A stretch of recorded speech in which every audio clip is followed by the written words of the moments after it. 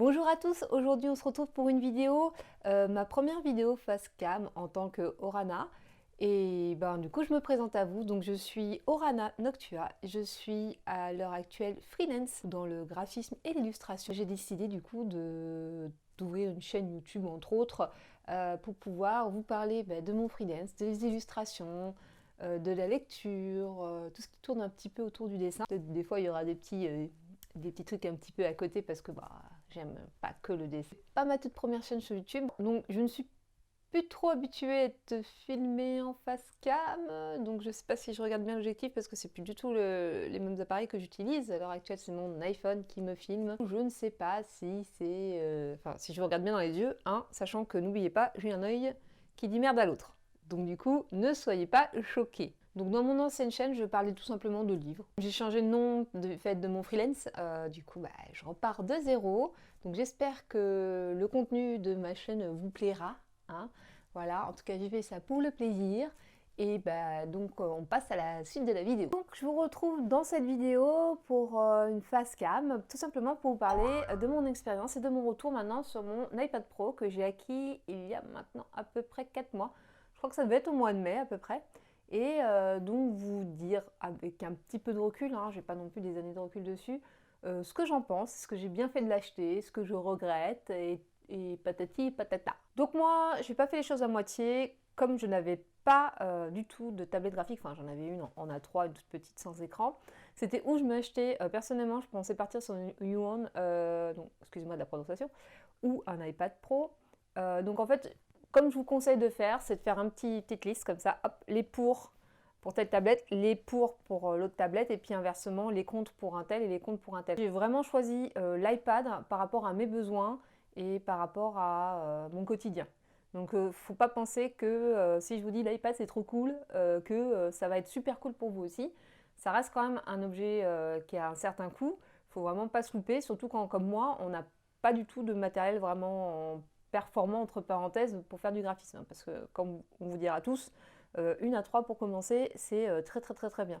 Après tous les pour et les contre hein, qui me sont propres, j'ai donc décidé de partir sur l'iPad Pro avec le Pencil. Mon petit bébé qui n'est pas si petit parce qu'effectivement j'ai la version la plus grande, donc la 12,9 pouces en gris sidéral. Donc c'est un choix purement technique parce que je me disais que la taille de l'iPad est à peu près la taille d'une A4 au niveau surface de dessin. C'est un achat que j'aimerais pas renouveler tous les 2 ans, hein, même si j'aime bien Apple, hein, n'est-ce pas, surtout avec les derniers prix qu'on a vu apparaître sur la toile. J'aimerais quand même du coup qu'il me dure plusieurs années. Je crois que j'ai pris 256 Go, j'ai pris la version Wi-Fi, pas la version cellulaire, parce que personnellement je n'en ai pas l'utilité, vu qu'elle me sert exclusivement de tablette, donc il m'arrive de faire du montage dessus, mais exclusivement d'utiliser des logiciels de dessin. Donc du coup, je n'ai pas la nécessité de l'avoir relié à un cellulaire parce que je peux quand même m'en servir dehors sans problème. Comme vous pouvez voir au-dessus, c'est pour ça que j'ai aussi ce genre de coque, vous avez mon petit stylet, donc le Pencil Apple, que vous achetez à part pour pouvoir l'associer donc à l'iPad Pro, et les nouvelles versions seront adaptables aux nouveaux iPads, je crois. Je ne sais plus si c'est un nouveau Pencil qui va avec le nouvel iPad ou le nouvel iPad qui est adapté au Pencil. Je ne sais plus. Mais bon, ça vous regardez, vous checkez sur internet. Mais en tout cas, c'est vrai que maintenant les futurs iPads n'auront plus besoin d'être pro pour pouvoir utiliser le Pencil. Mais bon, après, il y a des raisons d'avoir un iPad Pro par rapport à un iPad classique quand on fait vraiment de l'illustration, tout ça dessus. Alors, j'ai préparé ma fiche, mais bien sûr à moitié. Donc l'iPad, je ne connais plus le prix, parce que comme il y a plusieurs options, il me semble que c'était aux alentours de 900 euros. Donc avec 256 Go Wi-Fi en 12,9 pouces. Et le Pencil, il est à 99 euros, ça c'est sûr, de mémoire, ça ne bouge pas. Enfin, par exception, si vous trouvez des offres, mais voilà. Je vous remettrai de toute manière en barre d'infos toutes les informations de prix. Hein, pas tellement combien a coûté l'iPad exactement, au centime près. Donc voilà, j'ai donc acheté une coque particulière, donc c'est celle-ci en fait, donc elle se rabat comme ça, vous pouvez mettre le stylet. Alors, moi quand je me balade par contre j'ai une pochette en plus pour le stylet, que j'ai acheté sur Amazon. La coque aussi vient d'Amazon, elle n'est pas en cuir parce que moi je suis végane, et Apple proposait que des coques en cuir qui recouvraient l'écran. Et celles qui recouvraient l'écran qui n'étaient pas en cuir, clairement, enfin moi je suis me tomber mon iPad par terre, je ne sais même pas pourquoi j'ai mis un truc pour couvrir ma coque, hein. Enfin sur le modèle qu'ils proposaient en tout cas. Donc du coup, bon là c'est un petit... Bon, vous allez peut-être voir des traces de doigts, hein, mais voilà. Donc ma coque elle se présente comme ça et vous avez la possibilité, donc ce qui est très pratique pour dessiner du coup, de la mettre en chevalet. Voilà, si vous voulez dessiner debout ou pas, ou voilà, ou couché, enfin voilà, vous faites ce que vous voulez. Donc c'est l'avantage de cette truc et surtout elle est énorme. Donc c'est vrai que ça grossit énormément la taille de l'iPad, hein, parce que l'iPad est beaucoup plus fin que ça techniquement. C'est vraiment gros, mais au moins je n'ai pas de problème. Je sais que dans mon sac, bah, ça risquera rien. Si ça rencontre un autre objet, il y a peu de risque que ça l'abîme. J'ai pris le parti de ne pas mettre de protection sur l'écran pour pouvoir avoir un rendu le plus optimal possible quand je dessine avec le stylet.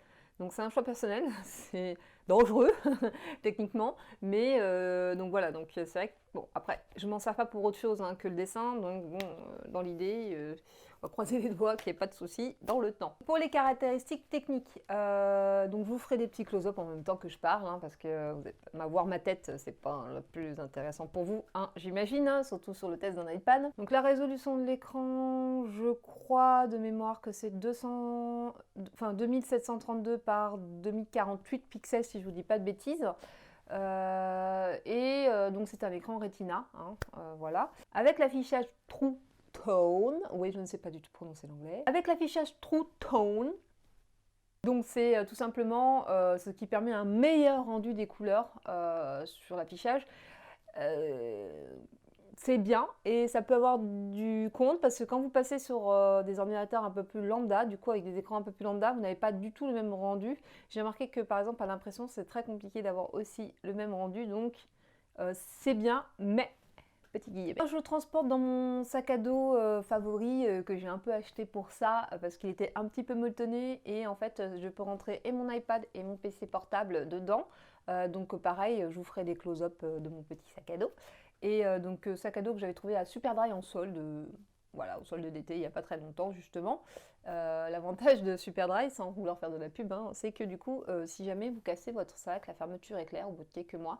De mémoire, il me semble que c'est garanti 1 an. Donc c'est 6 mois ou 1 an, mais il me semble. Donc du coup, si ça s'abîme, ce genre de choses, bah, ils vous le changent. Donc c'est bon à savoir. Je ne le savais pas avant d'y aller pour les soldes.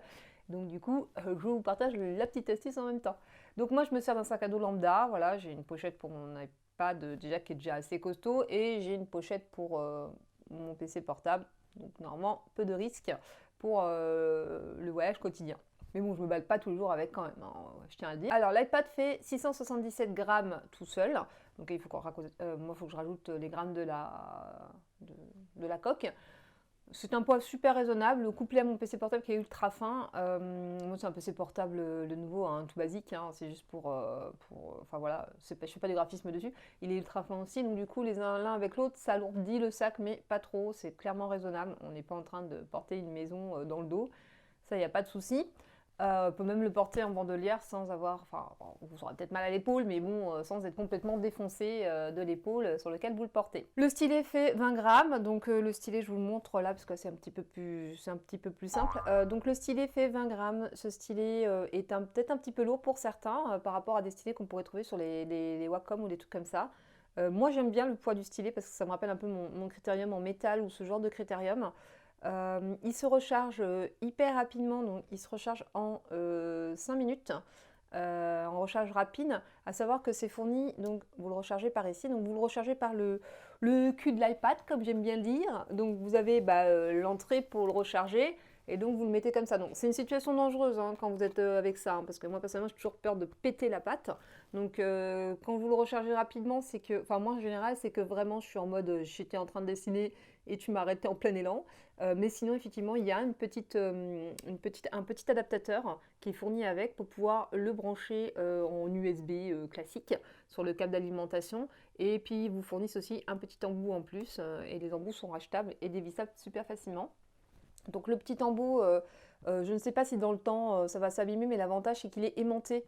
Donc à part si vous le perdez, clairement, j'ai pas de problème pour l'instant, je ne l'ai pas encore perdu, mais il bouge pas, il s'en va pas sans votre autorisation, dirons-nous. Donc c'est peut-être pas plus mal que ça soit aimanté. Voilà, donc il est assez lourd, mais moi personnellement c'est un poids qui me convient très très bien.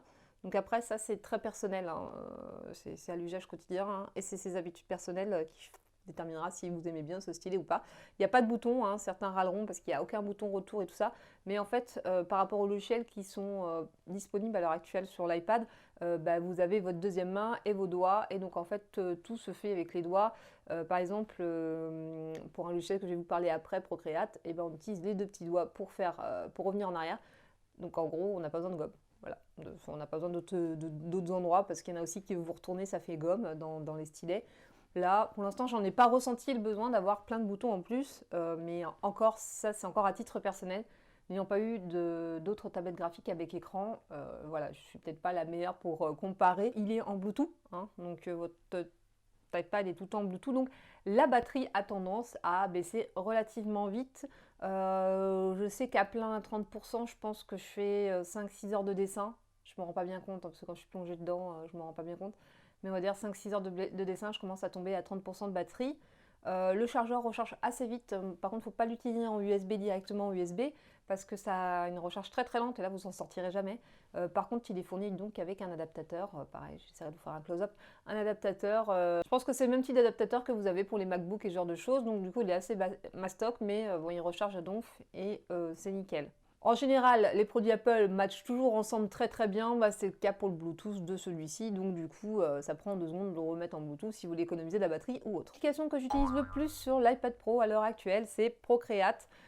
C'est une application d'illustration et qui envoie du bois. Il n'y a pas à dire qui envoie du bois. Je vous invite vraiment parce que je ne fais pas partie des meilleurs illustrateurs du monde, hein, malheureusement pour moi. Et du coup, je ne peux clairement pas vous montrer ce que je fais à l'heure actuelle, le potentiel de cette application. Donc je vous invite vraiment, je vous en mettrai en barre d'infos quelques-uns, mais je vous invite vraiment à aller voir les gens qui font des tutos dessus, des choses de malade. Ce logiciel a un potentiel de ouf alors que c'est une application sur un iPad. Il vaut 10,99 €, mais clairement c'est donné à 10,99 €. C'est pas 10,99 € et puis tous les mois vous payez, c'est 10,99 € et vous l'avez jusqu'à la fin des temps. Donc clairement c'est vraiment le moins cher que vous pourrez trouver à l'heure actuelle et un des plus puissants. Donc il faut vraiment pas cracher dessus et faut pas hésiter à sauter dessus même. J'utilise aussi Adobe Draw, donc c'est la version Illustrator simplifiée tout simplement qu'on a sur l'iPad Pro. Je ne sais pas s'il est gratuit, parce que moi j'ai accès à la suite Adobe, donc du coup je ne sais pas s'il est gratuit complètement ou juste en partie. Quoi qu'il en soit, ça permet d'avoir une possibilité d'illustration un peu plus libre et donc en vectoriel. C'est celui-là que j'utilise souvent pour les logos et ce genre de choses, parce que je trouve ça vachement plus pratique que sur l'ordinateur à l'heure actuelle. Le troisième logiciel que j'utilise un petit peu moins, parce que je le découvre encore pour l'instant, c'est Clip Studio EX.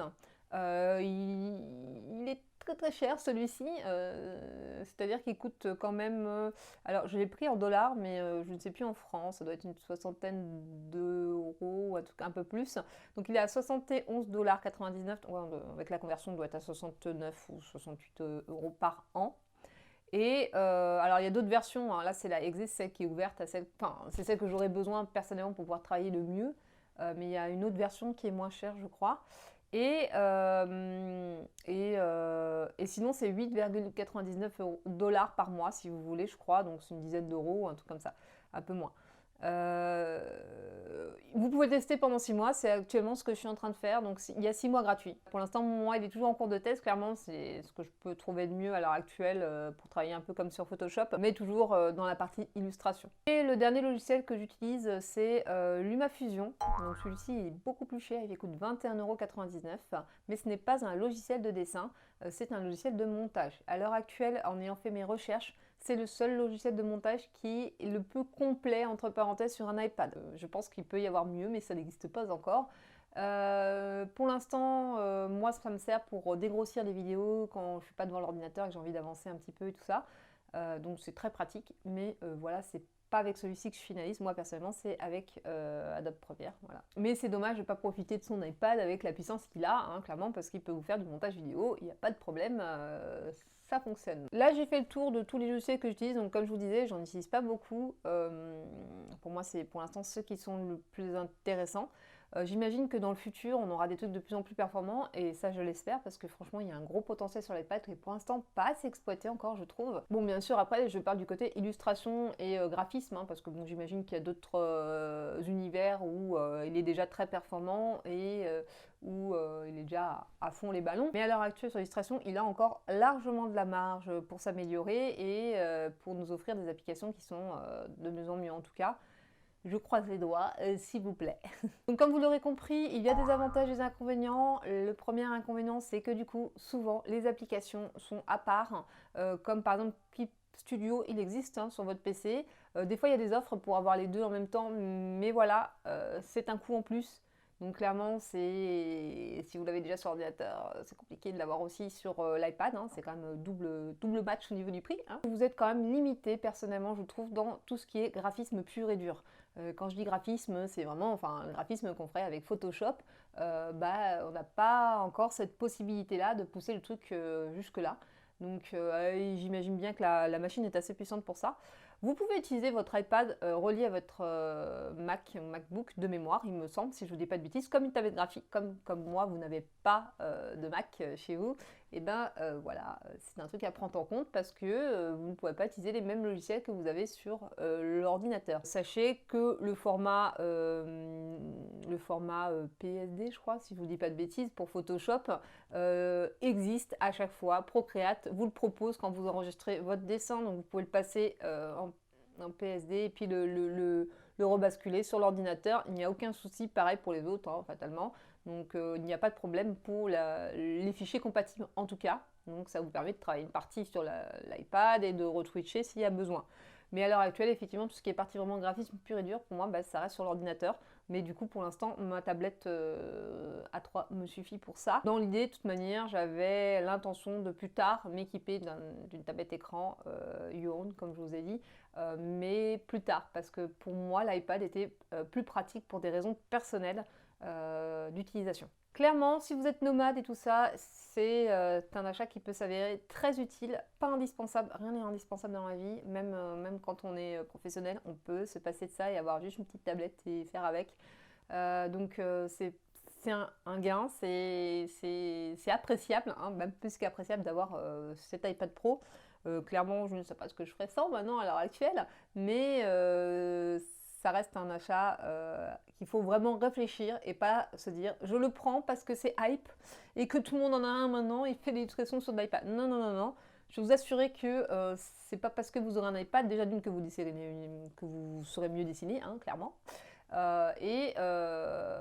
C'est surtout vraiment ses besoins, hein, clairement. Parce que comme je vous ai dit, moi par exemple, pour le graphisme, il faudra quand même que je me rééquipe plus tard. Donc c'était un choix personnel et complètement réfléchi, mais il faut le prendre en compte à chaque fois. J'espère que j'ai pas oublié quoi que ce soit. Il y avait beaucoup de blabla, il n'y a pas le choix. Puis j'espère que j'étais pas trop rouillée, que ce sera pas trop ennuyant à écouter, parce que c'est vrai que je n'ai plus fait de vidéo depuis pas mal de mois, années. Voilà. Et on peut pas dénoter une grosse experte à la base. Si vous avez encore des questions sur l'iPad que j'aurais pu oublier, hein, moi je me t'ai fait une belle petite liste, mais effectivement il y a des choses que je n'ai peut-être pas pensé à dire. Ou que ça ne m'a pas traversé l'esprit personnellement parce que c'est pas un truc qui me concerne. Donc n'hésitez pas à poser vos questions du coup en dessous, hein, dans l'espace commentaire, c'est fait pour ça. Je pourrais vous y répondre directement dessus, voire sur Instagram si vous voulez, hein, parce que vous pouvez me suivre bien sûr sur Instagram, hein, un petit moment promo. Hein. Donc vous pouvez me suivre donc sur Instagram, je le mettrai peut-être par là, tiens, si j'ai la foi de faire du montage. Il y a aussi du coup Twitter, je ne suis pas très active encore, hein, je ne suis pas une experte de Twitter, donc voilà. Donc il y a Twitter. Il y a aussi un Facebook quelque part, dans les méandres, quelque part, mais je ne suis pas très souvent dessus. Je vous avoue que Facebook et moi, nous ne sommes pas très amis à la base. J'espère quand même que cette vidéo vous a plu. Et donc, comme j'avais dit, on se retrouve la semaine prochaine pour une nouvelle vidéo. Et donc là, ce sera sur une modeste journée de freelance débutante. Voilà, pour que vous puissiez voir un petit peu comment je me suis organisée à l'heure actuelle. Hein, voilà, en tant que débutante. Et comment se passe une de mes journées type. Voilà, ça peut aussi aider les gens qui veulent se lancer, voir un petit peu comment ça se passe. Parce que j'avoue que c'était une vraie galère pour démarrer cette activité. Mais on pourra y revenir si c'est un sujet qui vous intéresse. Sur ce, je vous fais plein de bisous et je vous dis à très vite.